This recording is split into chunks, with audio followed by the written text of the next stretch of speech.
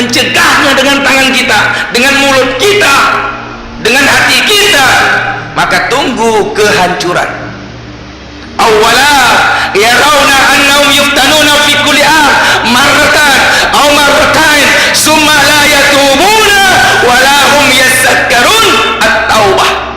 Tidakkah mereka memperhatikan kami datangkan satu musibah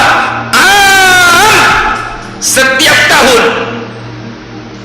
Makanya tsunami itu enggak bertubi-tubi, dia setiap tahun. Lalu mereka tidak mau bertobat, maka kami datangkan marratain, dua musibah yang hebat, tidak bertobat juga yang ketiga, maka Allah akan menjawab dengan bencana selanjutnya. Maka tugas kita hanya mengajak, melihat, memperbaiki dengan tangan kita, dengan kekuasaan kita. Jangan kita biarkan suatu kampung ini terus bermaksiat, terus bermaksiat. Maka semua yang ada di kampung itu diazab oleh Allah. Bagaimana dengan orang beriman? Kena.